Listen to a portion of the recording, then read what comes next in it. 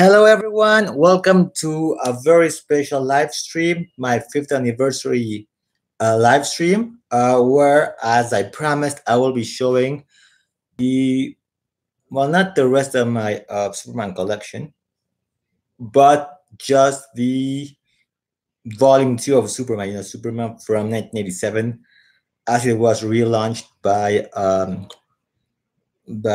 John Byrne. This actually was suggested uh, by a viewer, and it seems people really do want to see the rest of my Superman, uh, my the rest of my Superman stuff, which I did Action Comics. I did Superman Volume One, Adventures of Superman, with the 1939 series. But before we get to that, I will be sharing some thoughts on Action Comics 1000 and Superman number 45, which is the last regular issue by Thomas Ian Gleason.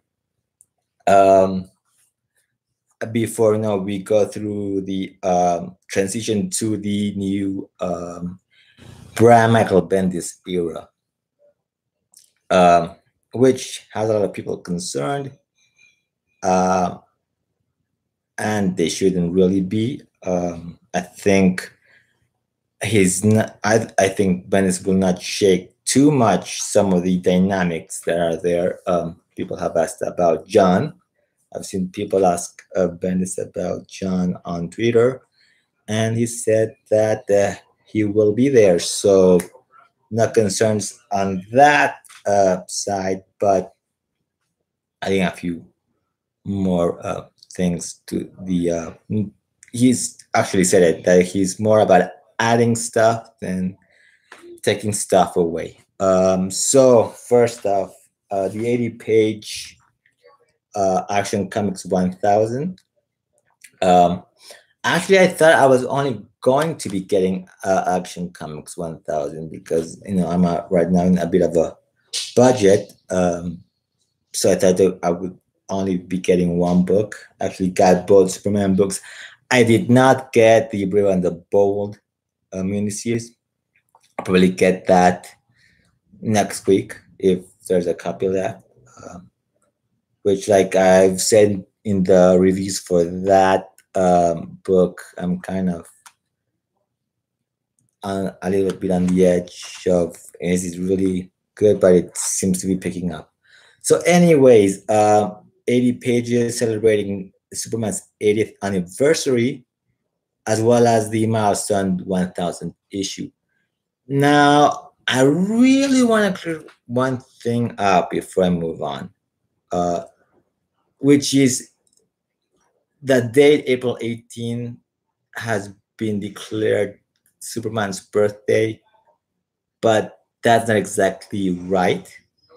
I've actually done a bit of research on that, and as it turns out, yes, April 18th has been registered, but that's date, which is in a card in the files of the Library of Congress in the United States, is the date that Action Comics number one was copyrighted, not so much as it's gone on sale. Its on sale date is May 3rd, per the Max Amazing World. If you don't know that site, maxamazingworld.com, also known as or formerly known as the DC Indexes, is a site where the Mike, the guy that runs the site, has a bunch of comics with its release date, its cover date. It's got a ton of information, and it's done a lot of research on this. So, as you explained, DC really didn't give release dates until around 1958. Before that, they were just a copyright date, the date that they went to the Copyright Office. And explained that release dates around 1938 was a month behind the cover date. The cover date would be the indication for dealers to display a comic. So it went on sale in May. It should be removed in June. Then a little bit later, it became a 2-month gap between the on sale date and the cover date. So he's done a lot of research on that, and I actually have confirmation on the May date.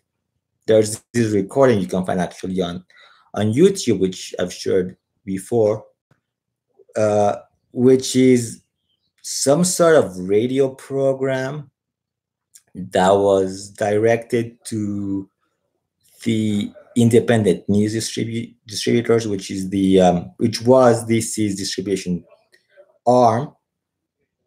And there's this interview by comedian Fred Allen to Jerry Siegel. He interviewed Jerry Siegel in this 1940s. This is like 2 years after Action Comics #1, where Jerry Siegel again confirms that Action Comics #1 came out in May of 1938, not April. So there's that confusion, and I actually tend to believe all the facts that are there, and it does says, and the card actually says copyrighted April 18, 1938. Copyrighted. It doesn't say on sale. That was on May 3rd. So anyways, back to Action Comics #1000. So I actually picked up the 1940 variant by Michael Cho, which I actually really like. Of all the variants, I really like this one. There's the Steve Root one from the 30s. He did the 1930s variant, but I've always kind of liked the 40s. I think they are much more true to what you would see back then. In fact, when they did the variants with, again, Decades of Superman, which was the Superman Unchained, they did a bunch of variants again from the 30s, the 40s, 50s, 70s. You know, I actually bought the one from the 1940s, or that golden age version of that. And again, they did the sort of war, World War II theme, and I actually like this one because the design is actually kind of true to how Superman was drawn back then, especially with the S, which includes that sort of border. Not a lot of people kind of, when you draw Superman from the 40s, do this actual detail. So I actually, picked it up. In fact, I really like this sort of warm tone that you might probably find actually in a 1940s comic. So there are a lot of stories, but the regular themes of Action and Superman, Dan Jorgens and Peter Tomasi, they did got the two lead spots. Jorgens' stories first, and then the Tomasi story, which both are 15 pages. So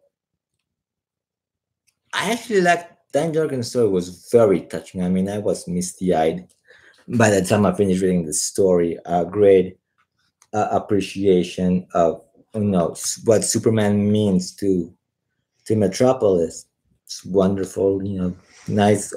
It's always nice seeing Dan Jorgens doing the art on Superman, while the Tomasi Gleason contribution, another 15-page story, goes through like the decades of Superman, which were all done in 15 splash pages actually, and of course it involved Vandal Savage, who sent Superman through hyper time, and went through all this history. Then the rest of the stories are about 5 pages each. The most interesting one I found was the